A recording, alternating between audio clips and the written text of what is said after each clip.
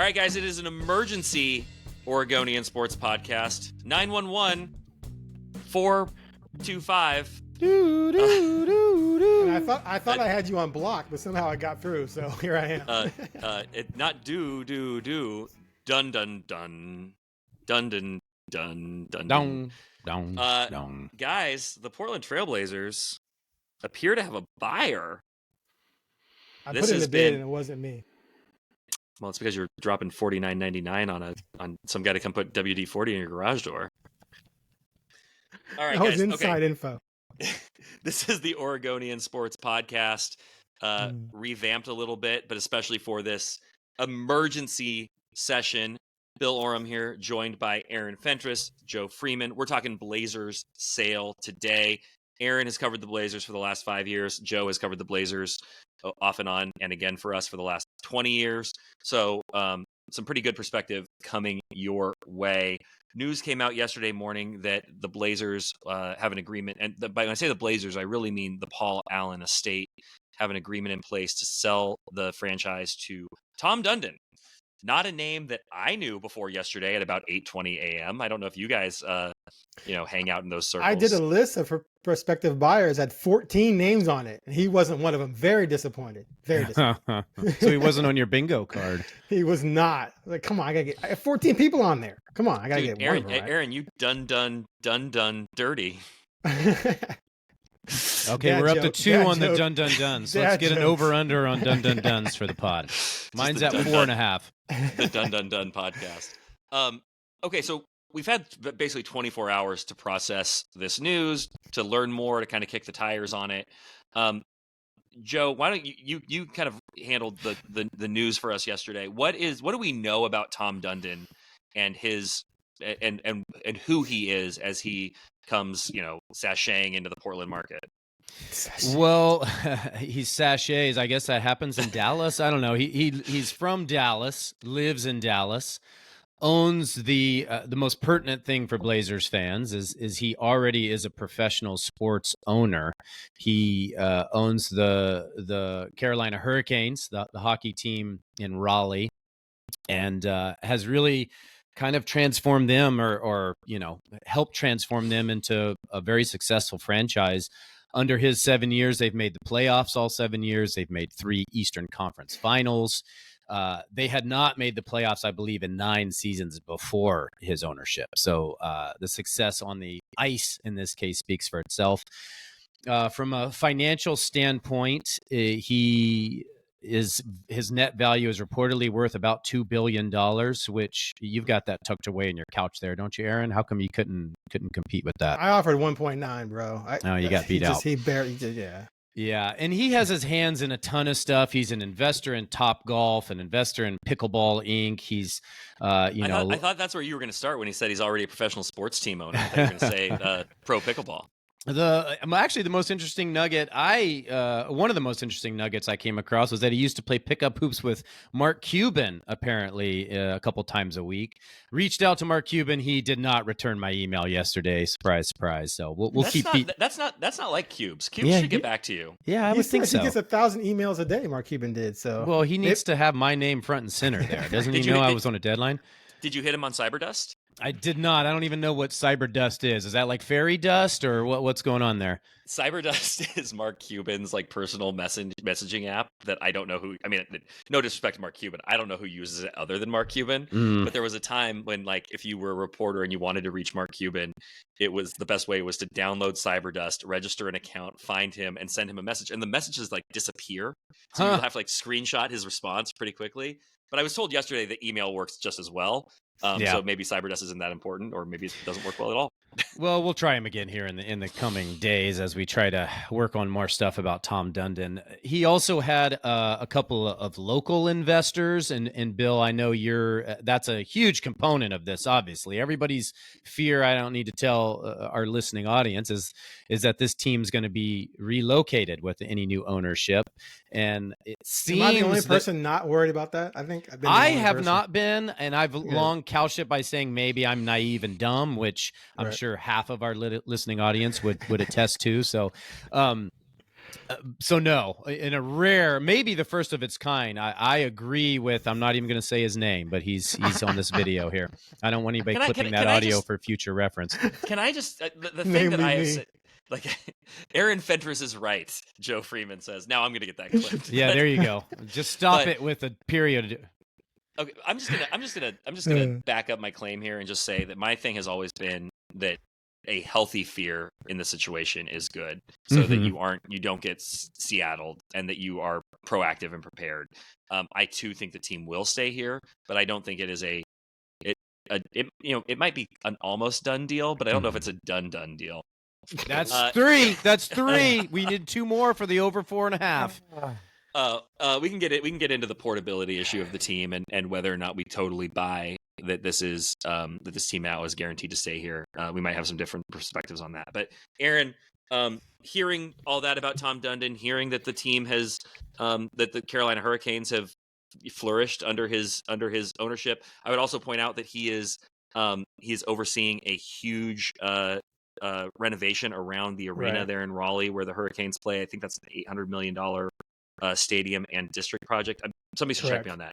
There is a sizable remodel of the arena, and then I believe it's a $1 billion, and maybe I'm wrong on that, but development plan around the arena. And it might be 800. The 800 might be what he's like personally staked for it, because I heard that he had put there was an $800 million investment by him. Aaron, go ahead. Sorry. By him?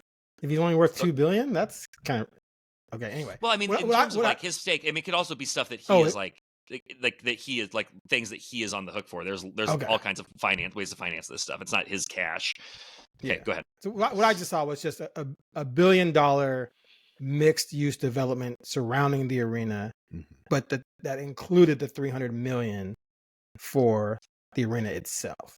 Either way, it's a lot of money that they're putting into it, which is something that we all believe needs to happen in the Rose Quarter. And Jody Allen and company, and not through her, but through other people put out that they're planning to do things in the Rose Quarter. There's that's part of the bridge project with the city, and they started with doing the scoreboards, doing the reader boards inside screens, et cetera, et cetera. So that was already starting. Were they going to get to $1 billion?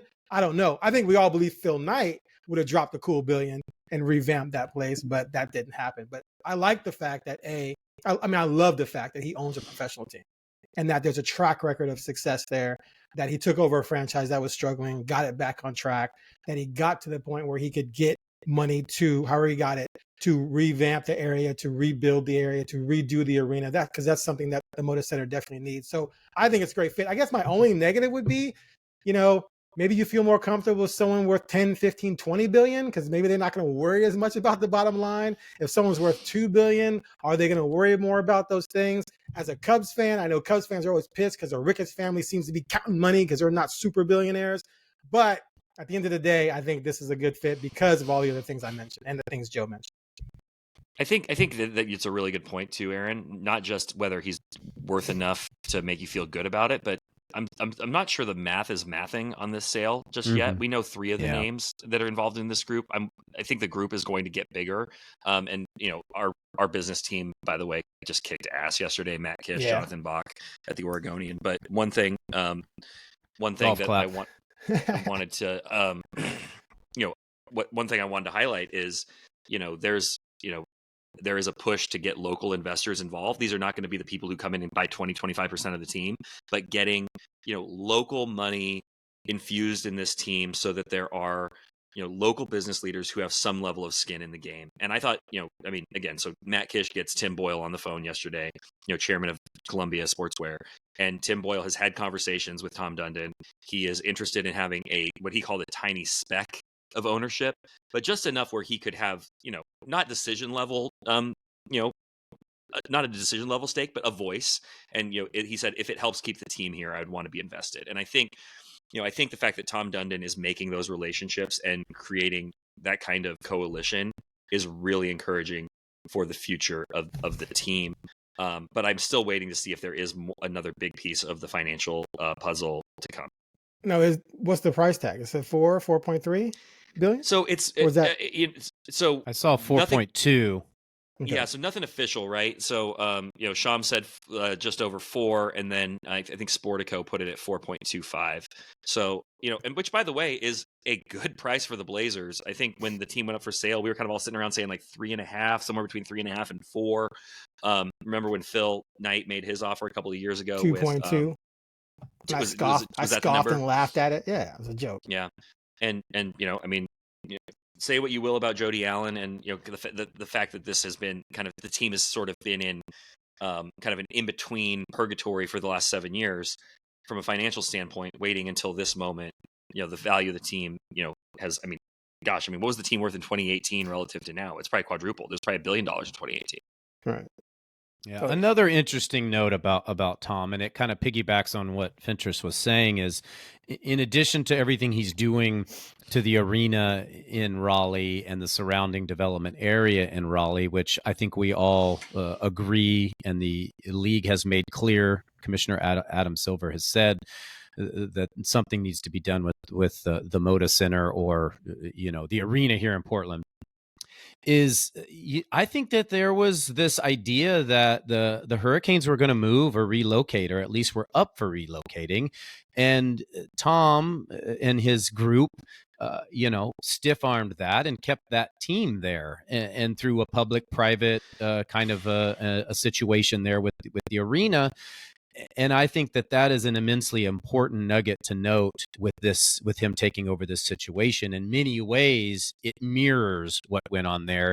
Obviously, this is a much more popular franchise locally and has a deeper, more successful history than the Hurricanes did. But from that standpoint, if I'm the Paul Allen estate, if I'm Jody Allen, if I'm the bank that tried to find these people to buy the team, that's an important element for me, because I think quietly, and you've seen it here and there in stories that have been written recently, I think quietly there was a condition from Jody and from Vulcan to keep the team here with any sale. Now, you could say that when you sell it, and when an ownership buys it, they could say they did everything they could and they can move it. So anything could still happen. But I think that was a driving force for them. Quietly, it was a condition to any sale. And so, like I said, the fact that he's been through this with an arena that needed updating in a city that's a smaller market, I think it all bodes well for what's going on here when he takes over. I think those are good parallels. Go ahead, Aaron. Oh, just add to this talking point. So I'm reading here that the renovation includes $540 million from the city and county, paid over 28 years. So it's not as if he came up with all the money through by himself and private investors. There's some city and county money as well, which should be a warning to Multnomah County and the city of Portland that, you might have to come up with some cash. Well, and there's a reason that he. Oh, go ahead, Bill. Well, I was going to say, I don't want to be like the Grim Reaper or the Angel of Death here, but the fact that we know that the state, city, county, metro is going to need to find some, you're talking about, coins in the couch cushions, that they're going to need to contribute to this, either, major renovation to Moda and this idea of a district around the Rose Quarter, which has been talked about for years. And there's a lot happening in the Lower Albina district. Do we trust Oregon state leaders, local leaders? The makeup of the Portland city government right now does not seem particularly eager to say the least, to to levy new taxes, particularly for sports and billionaires. This is where I start thinking kind of down the road, and you have a new owner who is going to have a sparkling, revamped facility with an entertainment district just sitting there with only one tenant in the Carolina Hurricanes. I hope that this all goes as smoothly as we're hoping it, as we're projecting, but it doesn't seem that hard for me to envision a time where, Tom Dundon, and maybe I'm just an overly cynical person and I would accept that criticism, but where Tom Dundon now has leverage on Portland, on the city, to say, hey, if you don't pony up, I got a building in Raleigh. Now, do I think the NBA wants a team in Raleigh, North Carolina? I do not. Mm-hmm. Do I think the league wants a second team in North Carolina at all, given the way things have gone for the Hornets? I do not. But that is leverage. And I do wonder if Tom Dundon wants to fund two bi-coastal, entertainment districts, or if you'd want to consolidate eventually. So I hope that it's all as good faith as it seems. I really do. I really want to just be. You're not wrong. This is what happened in Seattle. Yes. And on that note, I would encourage our listeners to go listen. There was a podcast done by The Ringer called Sonic Boom, How Seattle Lost Its Team. It's maybe a 6 or 7 part podcast. It is incredible. It is incredibly reported. It's incredibly produced. I stumbled upon it maybe 3 or 4 months ago, and I was captured by it and listened to the whole thing. There was so much that went on behind the scenes that led to them leaving, involving multiple sports teams and taxpayer burnout from taxes. And anyway, we could go on down the list. It's kind of apples and oranges, a situation here and there. But I would encourage people, and I might go back and listen to it at this point just to kind of refresh myself. I will say, one thing that Tom apparently has been very shrewd at, and my guess is it's because of his history with the Hurricanes, is that he's already fairly playing the political game here. He's doing it fairly well. I mean, 15 minutes yesterday before Senator Ron Wyden had a press conference, he spoke with Dundon on the phone and said, hey, I don't know exactly what he said, but basically I'm going to be the new owner of the Portland Trail Blazers, and we want to keep the team here. Yeah. Parsing through Wyden's words, Wyden has been, he's a big sports fan and has long touted his desire to be an NBA player many moons ago. But he's been in contact with Adam Silver and the league. I think that's important. We've had stuff from new mayor Keith Wilson, who's come out in public support of a public-private, situation with the arena. And, it's not like he's behind the scenes going, we can't do this, we can't do this, we can't do this. So you've already got some political positivity coming. Momentum. And I think I just can't. It's so immensely important in something like this. If you don't have the politics and you don't have the money and you don't have the spirit of the fans and all that, then you're dead. And I think everything is aligning, at least right now, it seems to me, for there to be a positive outcome here. So I think if this was a few years ago, I think I would have been less confident because, I mean, and not to throw Ted Wheeler further under the bus that has just run him over and backed over him thousands of times, but there was a perception that this was not a city that was, particularly could not get aligned behind sports and did not have an understanding of the value of sports to the economy and the community. I think Ted Wheeler actually did get it toward the end of his tenure, and he did have throw some weight behind the baseball effort, which, I mean, believe in that as much or as little as you want. I think baseball, and I'll give credit to the Diamond Project here, I think they have done a good job of creating some of this alignment that we're talking about, where helping educate local leaders, state lawmakers on the importance of sports. And I think that a lot of that alignment that you're talking about has come out of the conversations that the Diamond Project and their people have had behind the scenes, for years and years and years and years. And you saw that in the last 2 legislative sessions where state lawmakers approved funding 2 sessions ago for the Hillsborough Hops and the Eugene Emeralds stadium projects. It's much smaller scale than we're talking about with the Blazers. I think Eugene didn't happen. So the state approved its piece. Gotcha. And then the local bonding in Eugene did not pass. So Eugene is likely going to end up going away. They're going to play one more year in Eugene at this point, but the state did its part. And so I think that there has been almost like a years long education here that has kind of prepared all these agencies we're talking about for the moment of when the Blazers come and ask, and that it's not just going to be, hey, give us money. It's going to be, let's do this together. And I think that there will be a positive outcome there. And I think that the people that are having that asked of them will ultimately be receptive. I think there'll be pushback for sure. I look at the city of Portland and the makeup there. There's going to be a lot of pushback, I think, within the city council. Obviously we know that, nothing's this. I have a hard time seeing this being a clear runway through the legislature. The $800 million bonding for baseball was future tax of player income that is not yet in the state. The Blazers have been paying taxes into the state for decades. So people will view that as taking money away from essential services. But if the flip side of it is, if you don't if you don't use that mechanism and divert that player income tax and the team leaves, you're not getting that tax money in the state anyway. So ipso facto, it's kind of the same thing. This is where I give credit to like the Rip City Forever group that emerged 2 weeks ago. Chris Dudley, Marshall Glickman, Joth Ritchie. Maybe they thought they were going to have a little more time as like the lone voice of this thing. Because like now all of a sudden there's a new owner, but like they still want to work with the new owner, but they wanted to be having the conversations with lawmakers and local leaders that kind of got them ready for the kinds of conversations that they're going to need to have with a new owner. And so I think that there has been like some real foresight in this process to avoid a situation like Sonic's Gate, like you're talking about, where they were caught off guard. And what was the documentary? Was the documentary called Sonic's Gate? I think so, yeah. And it ends with one of the state lawmakers saying, like, we were blindsided. Like, we didn't see this coming. And I think that has been instructive to everybody here, that you cannot be reactive.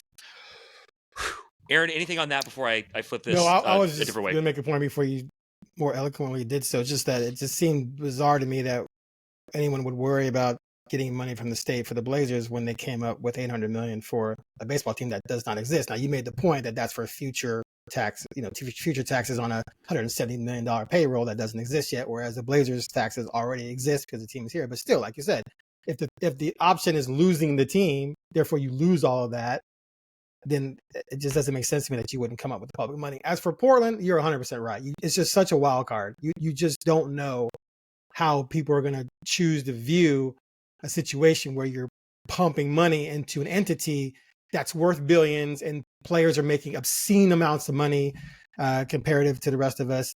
And that a lot of people don't like that. They hate it to the point where they're going to try and rebel against it no matter what. But I just think the Blazers are different. I think Rip City's different. I just have not been able to wrap my mind at all around any pathway to this team leaving, but losing I can imagine, of course.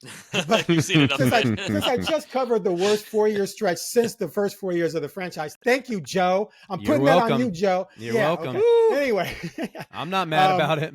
I know. So I just can't fathom it happen. But like you said, Bill, you made a good point. It's smart to be cautiously optimistic and wonder, because at the end of the day, you truly never know. Although I think I do. And I just think, in addition to everything that we've sort of summarized here, I just think the league really took it on the chin with the Sonics in so many ways. It's a bad look. Yeah, and really Oklahoma City, that's a whole nother conversation. Just the behind the scenes maneuvering and the manipulation and everything that went in there. I think they want to do everything in their power, and they're not completely, all powerful. It's a vote for the NBA Board of Governors, and it will either be approved or not, and then so on and so forth. But I don't think they want to lose the Blazers from Portland, and I don't think they want another hit like that they took with the Sonics. And I think the league learned a lot from that experience. The Sonics have this brand new sparkling building. They're ready for a team. I think they're next up if and when the league expands, but I just don't see them moving Portland to Seattle, and I don't see them barring another collapse, them moving another team there. I mean, maybe I'm naive. I just feel like as much as anything, they're using Seattle as a leverage for development, for remodel or rebuilds here and in other cities, and they'll dangle that as long as they can until Seattle gets a team. Again, I'll continue to say this until I'm wrong. I could be naive. I could be dumb. I just firmly believe that, for everything we've talked about and that black eye, I just don't see this team leaving. It's like, I think Seattle as a stalking horse does make a lot of sense. The reality is that the momentum behind expansion has really sputtered out. And I think that's the fact that is happening at the same time that the Blazers are available is what makes it sort of feel kind of urgent. And one thing that has come up in a lot of my conversations on this, Joe, you made the point that Jody, is likely trying to negotiate in a way that would keep the team here and find ownership that would keep the team here. You also wouldn't want to take away your own leverage in a negotiation. And portability has a lot of value. And so I think that there is like a dance there. You want to find somebody who's going to keep the team here, but still the possibility of like, hey, if things don't work out, you have the option to do what you want. The other thing about the NBA, completely agree. Like Adam Silver and the people who actually work in the NBA, the last thing they want is for a new owner to come in and apply for relocation of the Trailblazers. But the reason, because if they apply for relocation at that point, there's not going to be a lot you can do to stop it, because that means that you've already tried to get the public funding for your projects. You're encountering pushback. You know that there are other options. Let's say Tom Dundon doesn't want to move a team to Raleigh because he knows Raleigh can't support yet another pro sports team, but Seattle's there, Vegas is there, Nashville will build you a stadium or an arena. And the reason, and you made the point about the vote and the Board of Governors, the reason that people don't think that the Board of Governors would block a team moving is because they don't want the other owners to stop them from doing what they want to do with their team eventually. Exactly. And so that is why that becomes a bit of a runaway train if things don't go smoothly here, or if the city council gets in the way and says, pay for it your damn self, But I think, and I wrote about this, or I tried to write about this in my column today, I think the Blazers' relationship with Portland is just different. I don't think this is just a sports team. I don't think it's just a basketball franchise. When you look at modern Portland and how Portland has grown into a modestly sized, but a major league city, that all can be tied back to 1970 and the beginnings of the Portland Trailblazers, the shared identity we have with 1977, even if we weren't alive for it, Aaron. But what is your favorite memory from the championship parade, Aaron? I wasn't here yet. Oh, okay. You were on the ground though. Well, I was what? You were on the ground, like you were walking or crawling. I wasn't in Portland. My grandmother lived in Eugene. I remember them winning it, and I remember watching the next year when they lost to the Sonics, but I don't remember them. Okay. Watching them. But like I think we would agree that like the cultural significance of the Blazers and like the unifying tissue for this community is just bigger than like, hey, is the team any good this year? And so I think that civic sort of institutional connection is going to be what wins the day, and the economic impact of having this team here, the identity of being a major league city. You take the Blazers out, we become what, Louisville, Des Moines?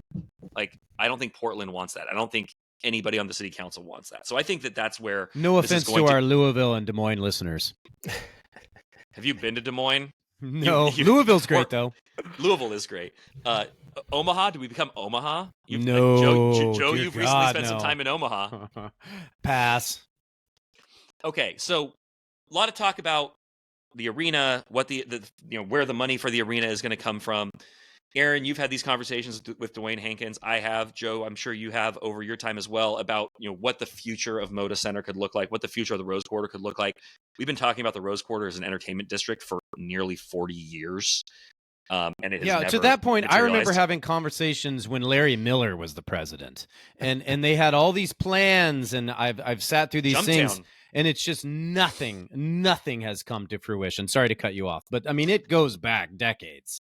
Well, and that leads to the question of, is it even possible at the Moda Center and at the Rose Quarter? Does it need to be somewhere else? When you hear, Rip City Forever drops, they drop the little Easter egg of Lloyd Center in their thing.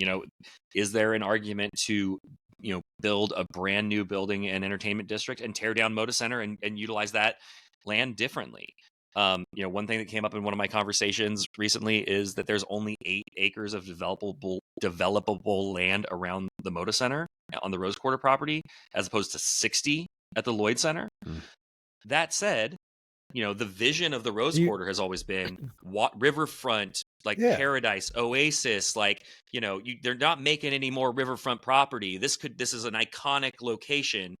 And yet for 40 years, it hasn't happened. So, I mean, do you Aaron, need more than 8? Do you need more than 8 acres?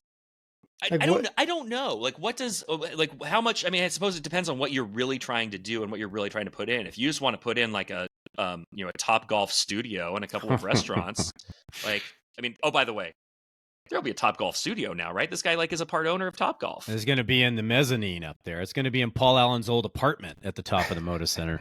I do like the idea of like, what if there was like, okay, now I just get to dream. Like, what if there was like a giant like mesh system like out over the Willamette, and you got to like hit balls And just like funneled back to land. Or like into the river, but there's like a giant mesh that like then like like kicks them back. That you're hitting balls into the river like off the 300 level. That'd be fun. I don't know if I could reach the river from the 300 level. I'm a pretty bad golfer. I think the main problem is that damn Coliseum. Yeah, I was going to bring that up. I mean, I don't know if that's an immovable. It should be a baseball stadium holding the Beavers right now, and then being able to be expanded into a major league team. But that goes back to the city that you're not sure you trust, Bill, right? Is that it? Okay. Mm-hmm. Yeah. Well, and I mean, and the Coliseum, by the way, is currently undergoing renovations and upgrades, and they're making it better. So they're making it better so it can last for more generations of people to go see Disney on Ice or whatever. Yeah, great My memories. kids saw Disney at Ice. It was actually at the Moda Center, so it's not even there. They're just watching their Winterhawks there.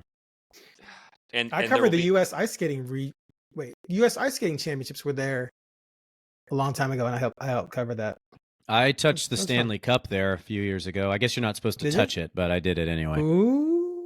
Unless you like win it, and then you can do literally anything you want with it. You can drink from it. You can pee in it. Yeah. You can like play catch with it on a lake. Like I also sat in the Back to the Future DeLorean there. There was a thing a few years ago for some reason. It was there. The real one? A Blazer. Oh yeah. The Blazers Media Day or something or other. I can't remember exactly what it was, but that was nice. I think it was like 80s. They were flashing back to the 80s or something. It was great.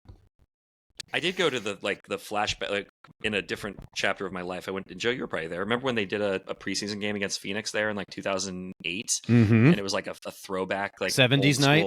So, and they had the Seans call the game on the radio. Yeah, it was great. It was horrible to cover, but it was great to be there. Yeah, it was cool. I was there. I was just there as a fan. My girlfriend met Terry Porter in the foyer. Very nice fellow. I will say, arena-wise, covering the NBA the last 5 years, we haven't done a ton of traveling. My first year was a COVID year, and then after that, we were basing traveling on their success. And as I just said, not much there. But I did make it out to a lot of arenas, and mostly in the Western Conference. And it's clear when you go into some of these places how much nicer they are. I mean, Sacramento is beautiful. The Delta Center is amazing. Of course, Intuit is just stupid. Like that's on a different level down in LA. So yeah, I mean, work needs to be done. I'm not an architect. I said in our chat the other day, they could just throw a few $100 million at it and be okay. And Bill's like, state of the art. You got to be state of the art. And so, I'm not going to sit here and claim to know how that all can work. But I feel like the Moda Center is still pretty nice, especially on the outside. Like I still think it's a very functional building. Absolutely. Exactly. And so it just needs a facelift, just needs an upgrade. I don't think it needs to be torn down and rebuilt, or you have to go somewhere else. But if you're talking about the surrounding area in terms of what you want, I just don't know if you need more than 8 acres. But again, I can't imagine necessarily what that even means in terms of comparing it to other footprints. But I think it's doable to keep it there. I would like to see it stay there. Lloyd Center doesn't turn me on as much. I like the waterfront situation, so I hope they can figure it out and just keep it where it is. To me personally, just for context here, because I think this is something we can, at least the three of us can envision, and we've been there. LA Live is 27 acres. Yeah, and so, but you don't. We're not LA, like so. No, we don't need. I don't think of LA as I don't think of LA Live as like a sprawling complex. Mm-hmm. Like it feels relatively compact. So a few things that jump out to me about the arena, and like, I don't spend a lot of time in luxury suites like you do, Aaron, but they are far. They're high. They're far from the court. They are very dated. Luxury experience is like a big part of is a big part of the modern arena. One other thing is like an integrated experience. If you are not in your seat in the Moda Center, you cannot see the game.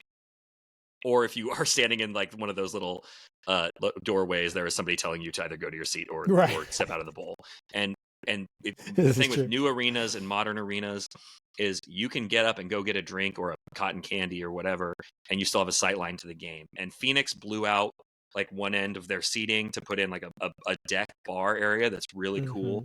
Sacramento Brooklyn has that too, yeah. Brooklyn has that. Zone, and Sacramento, like Sacramento and both Chase when they in San Francisco when they built their new arenas, like you can like walk. It's like almost like what you think of like in a newer baseball stadium where it's like you're walking and you still have like sight lines. I think that that's something that they're missing. There have been a lot of conversations around just the gloom and lack of vibrancy, like when you show up to a game outside. Those lines have gotten. I don't know the last time you guys went through like the main entrance of the Rose Garden like with a ticket for a game. I went through with my kids this year. Tickets, what are those? I know, it's crazy. But the people listening to this podcast know what we're talking about. Yeah, I did that last year, Bill, and it was a blank show. It was too long and it was too much. Don't show up that tip off. Yeah, I agree with you on that. And so now you're doing it at 6:30 at night. It's raining, and so like that has been part of it. Like, how do you make that not such a miserable experience? Do you need to like rethink the way the entrances work and how people actually get into the game? Do you need a covered, like atrium? And then also like, how do you create an energy around the arena on game night so you don't feel like you're like, shuffling into a funeral and to get smacked in the face with, noise and lights. I think that like there should be an experience from the moment you get out of your car. Yeah, right. And there's things they can do with those parking garages. There's land over there. They can reimagine all of that. And the streets, they could sort of, redirect some of that stuff to create more space. I agree.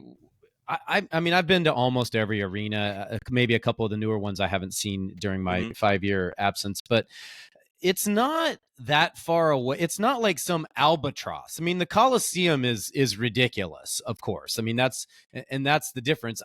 I think the Moda Center is fine from the exterior. Paul Allen did a really good job imagining that. It almost looked like a spaceship at the time, and now it held up over 30 years. And of course, after 30 years, the interior needs to be, it needs a facelift. And there are smart architects and smart people that can come in and imagine and give everything that needs to be done there at a much, lower cost than building a brand new multi-billion-dollar arena that is just, wasting material and land and all that stuff. And so I get the push for the Lloyd Center. I think the Diamond Project wanted that at one point, and it's a valuable, underused piece of land. I know that they're turning the old Nordstrom's into a music venue, right? That's in the plans, and it's there. The built-in transit's there. It's a very easy thing to develop. And so if some architect comes in and they decide they can't do it, then that makes sense. But I think the most sense makes sense to keep Moda, redo it. And I just, maybe I'm crazy, I just don't think it's that far off from being a very modern, up-to-date arena. It needs to be overhauled, but it's not like just this albatross that's sitting there. There are also a lot of other projects. You brought up Phoenix. Phoenix was a dump. Yes. Right? Well, it's the same age, by the way, or it might even be a little bit older. I think it's a little older. It's in my list of the oldest. The top 8 oldest Blazers were tied with Boston for number 7. Phoenix was in that list, but Phoenix to me, 1992. Yeah, Phoenix had gotten to almost where Key Arena was. Key Arena was untenable, right? And so it's just like Memorial. Moda's ahead of where Phoenix was before its remodel, and its remodel, according to articles I keep finding, was only $245 million. But what year? Because you're double or triple it. It's only been a few years though. Yeah, so probably double it. Okay, like 2019, is it 2019 or something? Or 20? This says 22. It's pretty recent. I think it's fairly covered recent. The game before they redid it, because I remember thinking the scoreboard was just heinous. But the point is that it's not $1 billion or $2 billion that you put on top, and then you're going back to the taxpayer and the public, the city and state. Is there an appetite to go to $1 or $2 billion to build a new arena when you could perfectly remodel a perfectly good building now? Because it's been done. It's being done. I think where there might end up being, and listen, a lot of this is going to depend on the whims of Tom Dundon and like what he envisions being a worthwhile project, and like what his appetite is for, a really, really huge swing. But like, there is renovating the building and giving it a facelift and, getting it to a level that the NBA can be happy with, and that maybe doesn't, stretch the pockets of the legislature or the city as much as something else. But we also are in a time where Portland is like still kind of crafting its identity coming out of COVID and 2020. And is there like a major swing or a really like moonshot way of thinking about the Blazers, where they play, what kind of district they play in, that transforms Portland in a major way. Yeah, that's a good point. Yeah, like a new Pearl District sort of revitalization sort of situation. But that's also like, that is going to require incredible buy-in, incredible vision, incredible money.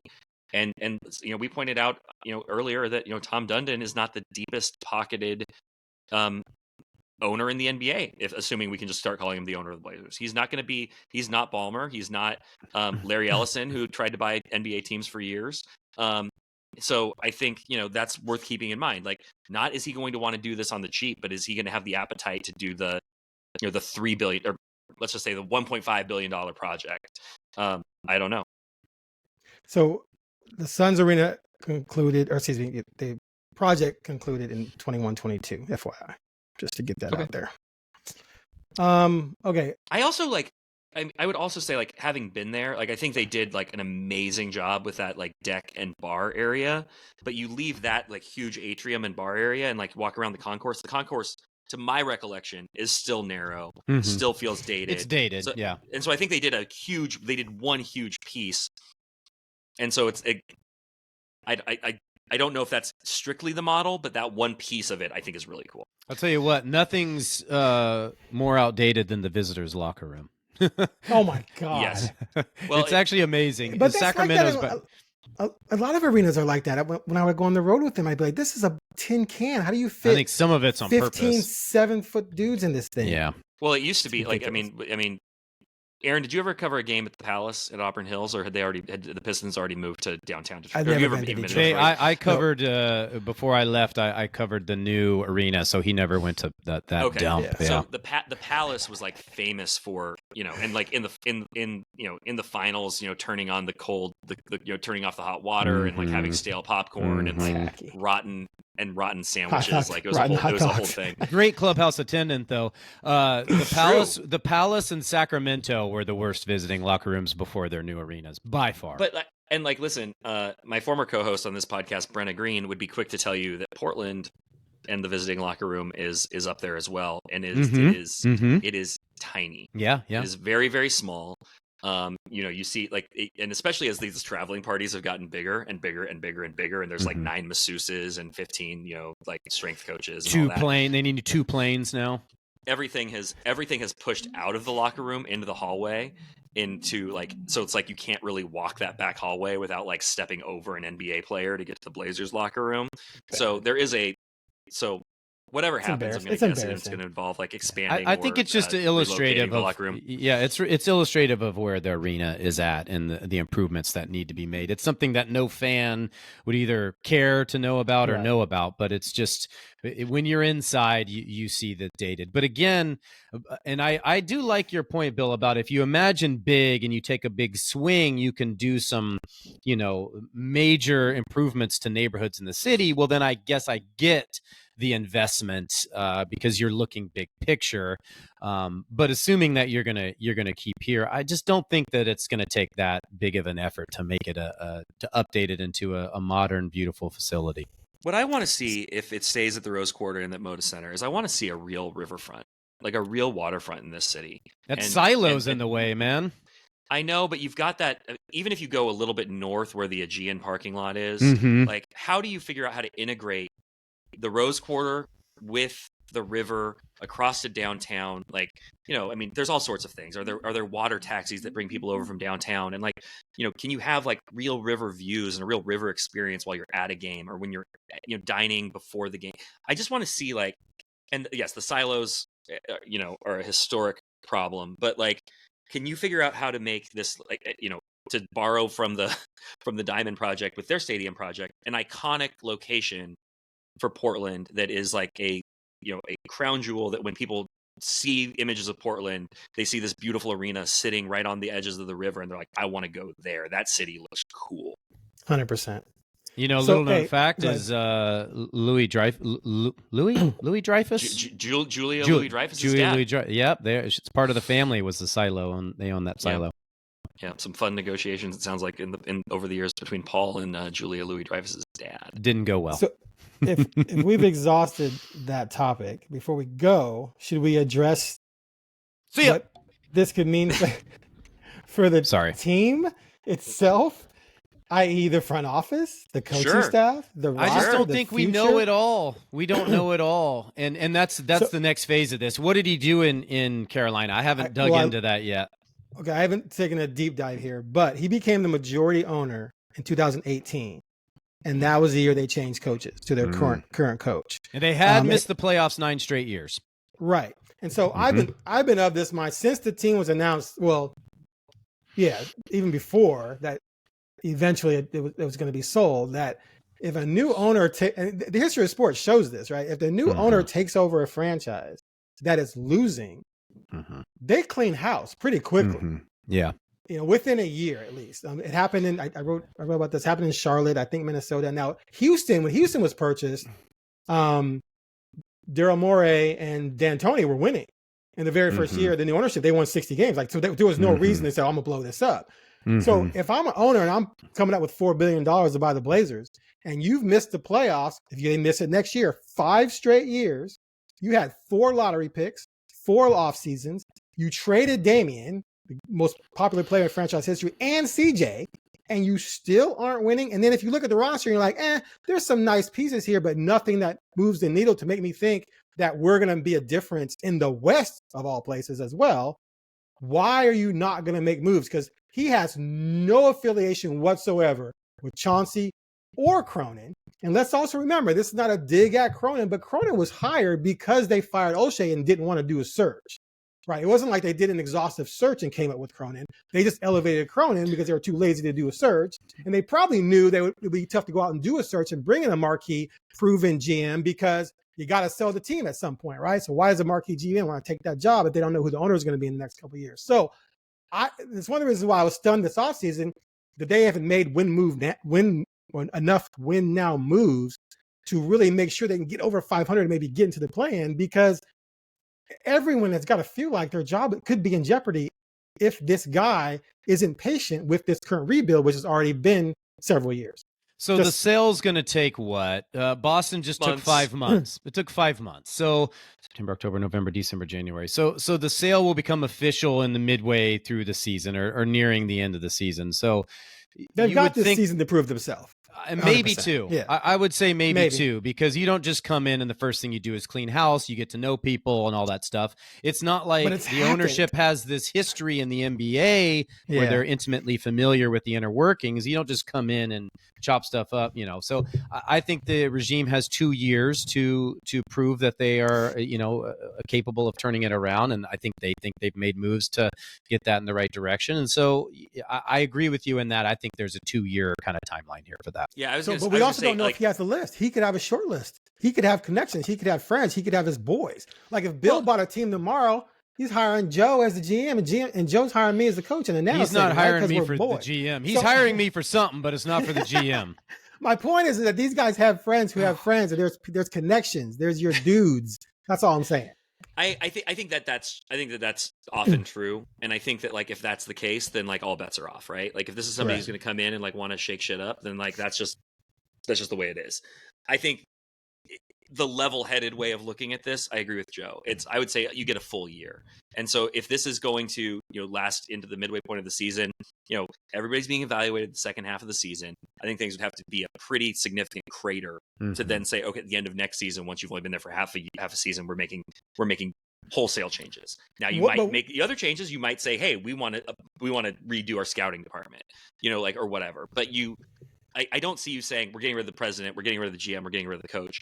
But I think everybody has to understand that you are being evaluated. That this is, and I would argue that probably over time, everybody there, in these prominent roles we're talking about, will be replaced. 1, because that's the nature of the business, and 2, owners want to get their own people in place. Exactly. And owner wants to hire their president. The president wants to hire their GM. The GM wants to hire their coach. And there are GMs out there who have rings. Yes. Well, they're available. Yeah. And coaches. Mm-hmm. I think they got till next summer. I'm sticking with that. I think if they have another losing season, I think, again, I don't know Tom from a hole in the wall, but I think they have this season to win, or it's going to be trouble. But I also think, like, what does win mean? And like, if 500, if you're 500 in the play-in, if Tom Dundon believes in the trajectory of this team in the way that Joe Cronin and Dwayne Hankins and Chauncey like talk about it, if he believes that the trajectory is truly what they are talking about, then getting to 500 like is relatively, like, that's not winning at a high level, but you're moving in the right direction. Does he buy into that and the pace at which you're doing it? Also with the knowledge, by the way, that you have, like, I would argue, guaranteed butts in the seats for the 26-27 season because Damian Lillard's at whatever level he's playing. Right. And scene. All right. So before you go listen to Sonic Boom as recommended by Joe Freeman, make sure you leave a 5-star review and tell your friends that the Oregonian Sports Podcast and affiliated podcasts have not completely gone away. We're going to get back in the swing of things here. You're going to see things being a little bit different. Aaron's doing Duck Confidential. Aaron? Duck Confidential with George Reister. You see, I got my little prop right here. I can't see it. Duck helmet. There it is. There it is. And I'm gonna get a helmet for every team in the Big Ten and put them up there and have them clash every week. That's my little thing here. Hey, Aaron, give us the since we're doing a little bit of cross promotion here, give us your 15-second preview of the Ducks. What have you seen so far? I don't think Fentress can say anything in 15 seconds. This is a test. They got to fill 18-19 starter holes. New quarterback who was mediocre in UCLA, but has probably improved a lot. I see them winning at least 9 games. I got to see the first 3 non-conference games to really have an idea of where they are based on the passing game, which they're replacing their top receivers and top tight end as well. And 4 offensive linemen. Woo. Mr. Sunshine Aaron Fentress, ladies and gentlemen. I said at least 9 wins. Come on. That's pretty good. Yeah. Oh, wow. All right. Joe, we will continue to monitor the Blazers' trajectory, this sale, which is fascinating. I appreciate you guys making time for this emergency podcast on a Thursday morning. Is this our official baton passing right here? I think it's happening, or it's certainly passing the baton. It's a murky area. Wait, Joe, you gotta be like this. Stick your arm back, Joe. I'm collecting it. I've just collected it. Joe was not going to do the fake running thing that you were doing. There was no chance. No, he wasn't. All right, gentlemen. Thank you so much for the time and great perspective. Enjoyed it. I'm pretty sure our listeners did too. And we'll be back and do this again soon. Thanks, guys. Thank you. See ya.